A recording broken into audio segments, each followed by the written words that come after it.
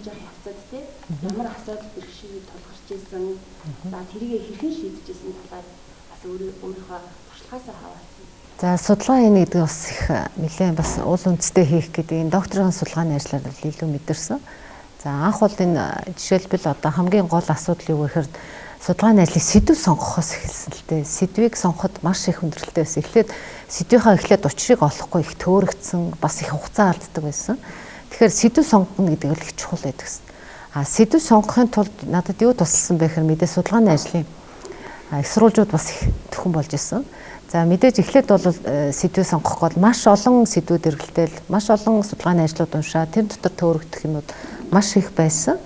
За тэгээд тэр дундаас бол яг их хугацаа бас их алддаг. Тэгэхээр одоо сурч байгаа энэ доктор судлаач нартай бас яг зөвлөхөд бол энэ тэргуунд бол судалгааны ажлаа эхлүүлэхэд тийм ээ сэдв их чухал гэдэг юм байна гэдэг нь хэрэгтэй гэдгийг бол тухайн үед бол мэдэрсэн. За тэгээд тухайн үед бол яг маш олон пейперүүдийг бол уншижсэн. За тэндээс юу гарсан бэ гэхээр гол нь пейперийн тэр олон судалгааны ажлууд уншиж байхад бол гол асуудал надад гол давуу тал үлдсэн нь юу байх вэ? Сэдв сонгоход аягүй чухал юм л. Тэгэхээр бид нар бол анханасаа л залхууралгүй одоо уйггүй тэр олон пейперүүдийг унших хэрэгтэй юм бэл. Мэдээж яг тухайн үед оюутан байсан. Оюутан байх үед бол янз бүрийн бэрхшээлүүдийг тохиолддог байсан, шантрах ч үе гардаг байсан.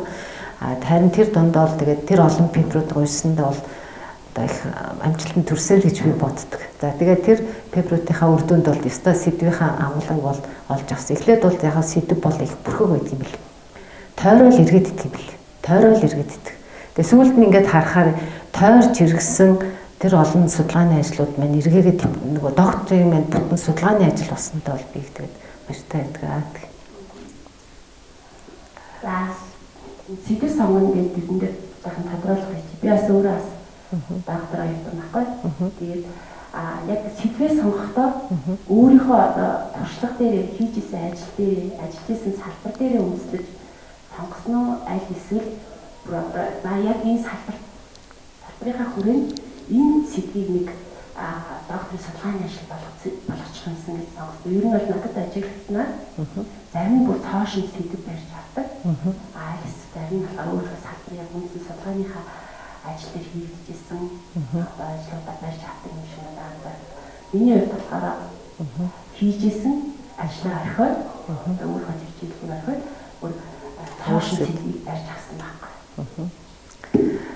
За энэ судалгааны сэдвийн анхныхаа сэдлийг бол би магистр сурж байхдаа бол олж авсан гэж боддгийн. Яагаад тэгэхээр манад Хандуунаас ирсэн профессор удирдлагын бүртгэл гэдэг хичээл орж исэн. Би өөрөө нөгөө бүртгэлийн мэргэжлийн чиглэлтэй салбар болохоор банкны салбар байгаа. За тэгэхээр тэнд бол яг сүүлийн үеийн мэдээлэл тухайн үеийнхэн хичээлүүд маш их шинэлэг сэдвүүд байдаг гэсэн. Тэгээд тэндээс би бүтээгдэхүүний өртөг тооцох гэдэг сэдвийг ерөнхийдөө анх олж авч. Тэгэхдээ мастер хамгаалчаад за энэ ер нь ирээдүйд би асуудал хастаа байна, сонирхолтой сэдв юм байна гэд өнгөрцсөн. Эргээгээд яасан хэрэг нөгөө мастерын судалгаа маань бас нөгөө бүртгэлийн програм хангамжтай их холбоотой байсан. Энэтэй бас холбоотой байна гэдэг тухайн үед оюутан яг мастер төгсөж байгаа гэдэг чинь 2002 оны үед бол бодогдчихсон. За тэгэл орхицсан. Тэгээд яалтчгүй нөгөө доктор дэлсэх болоод сэдв болоод нөгөөтгөө бодож гисэн. Тэгээд тэр үед юу ч утсан бэхээр за би ерөөсөө бүтээгдэхүүн өртөг тооцсон салбар бол банк гэж харсан. За мэдээж банкны уучраас банкн дээр л бичсэн байна. За ингээл сэдвийн эрэлт гарсан л да. Тэгээд гарахтаа юу гэхээр ерөөсөө өртөг тооцох гээл үгээл бутцсан. Өөр юм ерөөсөө бодоогүй. Тэгээд ингээд хайгаад явхаар нөгөө сэдв маань бухардалд орж ирсэн. Ямар бухардалд орж ирсэн гэхээр бүтээгдэхүүний өртөг гэдэг ингээд бодохоор энэ салбар өөрөө их нэг үйлдвэрийн салбар тийм ээ үйлчлэгээний салбар дээр илүү өгцсөн.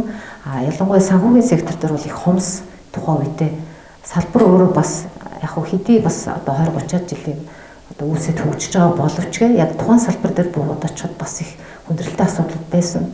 За энэ асуудал нь юунаас харагдчихсан бэхээр нөгөө судалгааны ажлын пейперүүд уншиж явах явцад надад яг тийм сэтгэл төрсөн.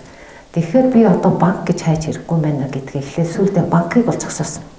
Тэгээ ирлээ юу руу хайсан гэхээр нөгөө гол яг энэ аргачлал хаана үүссэн бэ гэдгээ төвлөрч хайж гэлсэн.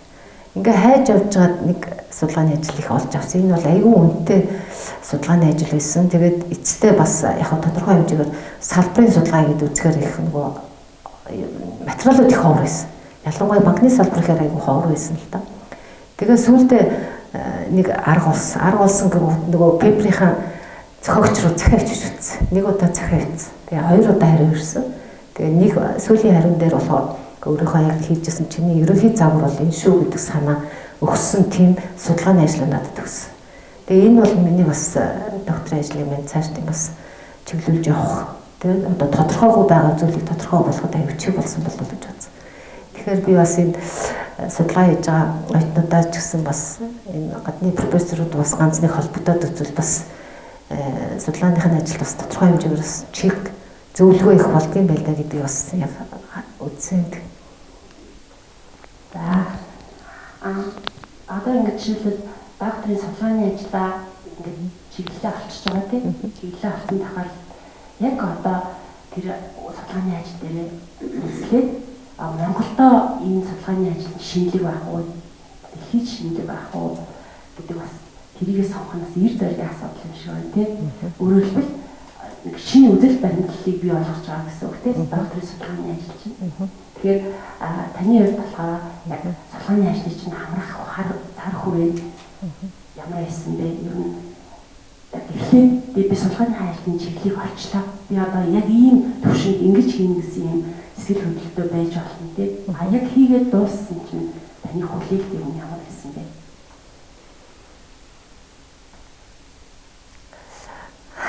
Бас энд бас манай нөгөө зөвлөх профессорын баг их чухал нөлөөлсөн. Манай удирдагч багш зөвлөх багш нар нэлээд ингээд тодорхой ингээд нэг сэдвийн хүрээнд ингээд судалгаа хийж идлаа их олон юм яригадаад байгаа байхгүй энэ дөрөөсөө. Тэгээд судалгаагаа ингээд юуад үзэхэд бол эргээд нэг хараад үзэхэд бол миний судалгаа бол Монголоос гадагшаа чиглэсэн ийм судалгаа болж өрсөн. Ихэнх одоо хүүхдүүдийнх бол гаднаас дотгошоо чиглэсэн судалгаа хийж байдаг. Яагаад тэгэхээр сэдвийнхаа хүрээндээс болоод байгаа. Гэтэл нөгөө миний одоо судалгаа цуглуулсан материал дээрээс үзлээд ирэхээр дотроосоо Монгол талаасаа их судалчаад гадагшаа чиглэсэн ийм чиглэлээр судалгаахын зөв юм байна гэд манай зөвлөх профессор тэр үед үзээд тэгээд ерөнхий санаагаа авчингуудаа арилжааныхаа банкуд руугаа захиалвчээд явсан. Тэгээд манай сургууль бол тодорхой хэмжээгээр дэмжлэг өгсөн. Манай альч докторант тийм магиструудад бас энэ байдаг байх гэж бодож байна. Нөгөө яг харьяа гэж салбарууд руугаа нөгөө захиалвчид энэ манай тодорхой хэмжээгээр тусалцаа үзүүлээч гэсэн захиалтай. Яг энэ захиалыг би 2 дахь удаа явж үзсэн. Мастер дээр 16 арилжааны банкнд очижсэн. Бас яг энэ докторийн судалгаагаар 12 арилжааны банкнд очижсэн. Тэндээс нэг банк надад та хариу өгсөн. Манай банкн дээр судалгаа хийж болно. Эргээгээд үр дүнг манад танилцуулъя шүү гэдэг ийм шаардлага тавьсан. Тэгээ ингээд банкн дээр очиж би сургууль тэр үед банк зөвшөөрсөн учраас 6 сарын нөгөө докторийн чөлөөг авчихсан. Энэ айгүй маш том юу байсан? Төлөвлөж болсон. Энэ дээр бол би ихний датагаа цуглуулж авсан.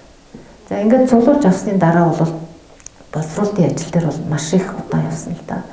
Тэгээ энэний цаана юу байна вэ гэхээр нөгөө биднэрт нөгөө салбар өөрөө тэр төвшөнд хүрч чадаагүй учраас судалгааг хүлээж авах тийм үр дүн байгаагүй. Тийм учраас би эхэлж өөрөө судалгаа хийсэн. Судалгаа хийснийхаа дараа харин турших байдлаар эргэж нөгөө арилжааны банкуд дээр очиж туршилтаа хийхэд бол болох. Ерөнхийдөө суурин бүрдэх юм боломжууд байна гэдгийг харсан. Тэгээ ингээд судалгааны ажил одоо ясандаа курсанд бол их ажил хүрсэн л дээ. За өнөөдрийн манай сэдв маань судалгааны ажлыг сургалтуудыг хэрхэн олж авах вэ? Тэгэхээр магадгүй одоо манай судлаач оюутнууд бүх хичээлээ үзээд дууссан мөртөө судалгааны их сурвалж гэж юу гэж ойлгоогүй хичээлүүд тохиолдоод байдаг тийм. Тэгэхээр судалгааны их сурвалж гэж юу яг юу яаж болох вэ? Ер нь аль ясны тодорхойлолтууд нь за их сурвалж гэдгийг бол яг шууд тодорхойлт гэж хэлэхэд бас хэцүү юм л да. Яг ерөнхийдөө бол би их сурвалж гэдэг бол энэ миний судалгааны чиглэлээр одоо олж авсан судалгааны ажлууд л гэж үзэж байна л да. За эдгээр ажлуудынхаа хүрээнд л бид нар одоо мэдээж энэ судалгаагаа чиглүүлж цаашаа явсан. Тэгээ анх бол энэ судалгаагаа хайхад бол түрүү хэлжсэн ерөнхий их сэдвүүд их олдж ирсэн. За харин энэ ерөнхий сэдвүүдээ би тэнд ерөөсөө яг нөгөө бас удирдахч нөгөө зөвлөхүүдийнхээ үгийг бас их сайн тэд нартай их холбоотой байх хэрэгтэй. Тэгэхгүй бол өөрөө ганцаараа бас ингээд тойроод эргэлдээд бид өдрийн ажил юусоо болохгүй. Энэ ер нь явж багийн ажил гэдгийг бол аягүй сайн ойлгосон. Яагаад өдөртөгч нар аягүй сайн чиглүүлж өгдөг. Тийм учраас яаж юм нэхэр нөгөө гол хідэн яг тэр пепрүүд дундаасаа яг гол юугаа сонгож аваад за тэгээд тэр давуу ерөөсөө судалгааны ажлуудаа ингэж хийж дуусгачихсан. За тэгэхээр энд юг яг хөөхөр нөгөө ихэнхдээ бол нөгөө судалгаа хийж тэгэхээр нөгөө өргөнөөс их нарийнсах чиглэл рүү судалгааны ажлын пепрүүдээ нөгөө их сурвалжуудаа олж авах хэрэгтэй юм билээ. Өргөн гэдэг нь нөгөө сэдвийн өргөн агуулгаар тэгээд нэг тэнд дундаас би бол яг 4 их сурвалжийг гол барьж авсан. За энэ сурвалжаа ерөөсөө гол яг судалгааны ажлынхаа гол юу болгож авсан. За тэгээд их сурвалжаад цааш нь яаж өргөжүүлэх вэ гэхээр тэр 4 судалгааны ажлын номзүйтэй л ерөөсөө ажилласан. Номзүй. Тэгэхээр нэг судалгааны ажлын ард бол доор хаяж тийм ээ. За хамгийн багтаа ихэд 10 байж магадгүй харилцаа адилгүй бах тийм. За хамгийн дээдлээ 40, 50, 60 их сурвалж заасан тийм их сурвалжууд байдаг. Тэгэхээр тэндээс би 4 тэр их артиклийнхаа бинаа судалгааны ажлын их сурвалжуудыг гаргаж ирж байгаа ерөөсөө шууд маркалж авсан. Юу вэ гэхээр надад яг эхний ээлжир бол би бол манай банкны чиглэлээр нүүж харсан. Тэгээ банкны чиглэлээр хэрэг айгүй хол ерөөсөө баг. Хоёр дахь их сурвалжуудаа яаж хайсан бэ гэхээр пепер дотор байж байгаа тэр судлаач нарын авсан их сурвалжууд юуг авсан бэ гэдэг тэр коммент өгч тэндээс нь авсан. За тэр комментуудаас нэлээд олон гэдэг яг миний судалгааны чиглэл гэдэг нь ерөнхий чиглэлтэй юмуд байсан. Тэрнээс нь яг энэ хүн аль хэсгийг авч судалгаанд ашиглаж ишлэл авсан бэ гэдэг нь сонголт хийж гисэн. Тэр дундаа сонголт явж байгаад банкныхаа салбарын судалгааны ажлыг болж авсан. За энэ миний хоёр дахь аюул том давуу талаас их сурвалжтай. Ингээд үзэнгут тэр олон пеперүүдээ одоо дараагуудаа яах вэ гэж үзэхэд нөгөө ном зүй хийх нь бас аюул чухал байсан. Тэгэхгүй бол би аюул маш олон замбрааг болон тэ мэдээлүүд байдаг. Энийгээ дараад яаж ирмэлэх вэ? Тэгээд яг хуу тухайн үедээ бол яг ачаал бүтлгүй юм шиг л их л олон юм уушаад ирүүлдэл ингэ явж исэн боловч гэ сүүлдээ дараагийн юм гэхээр энэ их сурвалж гэдэг нь аюул чухал гэдэг болж гисэн. Эндээсээ тэгээд нэгтгсэн байдлаар эргээд миний дараагийн судалгааны ажлыг цаашаа өөрчлүүлэхэд аюул тусдаг юм болж байсан. Манай доктор оюутнуудад бас санал болгох судалгааны их сурвалжууд ямар их сурвалжууд байж болох вэ? За яг тухайн үед шүү дээ одоо ич бас миний хувьд ашигладаг тийм. Би энэ бас ингэж судалгааны ажил хамгийн сүүлд яг нөгөө чиглэлийг олоо явж байхад бас нөгөө системтэй одоо аль онлайн судалгаан дээр яригддаг нөгөө салбарын өөрийн бас нэг системтэй төвөгчлсөн тийм ээ. Энэ үүсэл өөрөө яаж үүсэ энийг системээр харуулах байсан. Тэнд донд миний банкны салбар байхгүйсэн. Ерөөсөө яг ерөнхий одоо компани дээр ийм байсан. Гэтэл яг тэр бас түрүүний аргаар хайж явахад нэг судалгааны арга зүй пепер орж авсан. За тэр бол яг банкны өөрийнх нь надад айгүй хэрэгтэй тийм пепер байсан. Тэгээ энэ хүний би пеперийг хайгаад ханагч болоогүй. Гэхдээ ном зүй тал дээр бол маш олон улсууд энийг бол бана банкны чиглэлээр судалгаа асуудал ишлэл авсан байгаад байдаг. Гэтэл бүрэн ихээр нь олж уншвар санагдаад болдгоо. Тэгээд яг тухайн үед бол яг тэр пепер эцэн Туркийн нэг манай миний мэргэжлийн чиглэлийн нэг профессор байсан. Тэр үнэлүү би цагтливцсан. Тэгээд цагтливчгэд бол тэр хүн хариулсан. За чиний судалгааны чиглэл бол ерөнхийдөө ийм юм байна. Банкны чиглэл бол их ховор байдаг. Тэгээд чиглэлээ ийм байдлаар нь хавал зүгээр юм уу гэж хэлжсэн.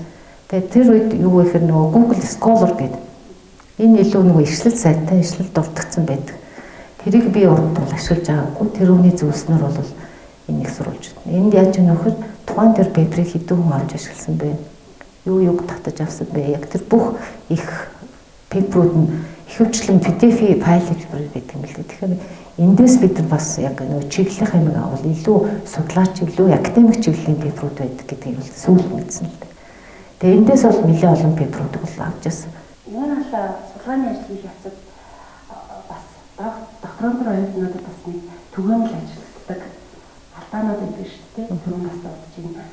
Зөвлөх удирдах багштай энэ салбарт байх хэрэгтэй, номын зөвлөгийн аян сайн шилдэг баталгаалах хэрэгтэй гэдэг чинь өөр одоо яг зөвлөж хэлэх, сануулж хэлэх юм зөвлөмж тань байна. Уйггал байх хэрэгтэй л гэж бодож байна. Явахгүй тэгэл нэг юмнийхаа төлөө бол тэгэл ард нь гарна. Яг цаг хугацааны асуудал гэдэг хүн бол шантрах үе нэлээд байдаг. Тэгэл бүх юмыг хаяал нэг зорилгыг өмнөө тавьчихаар бас хэсэг одоо гэр орнооч мартах юм асуудал бол байдаг. Тэгээ шантрахгүй л явах хэрэгтэй л гэж зөвлөмөр байна.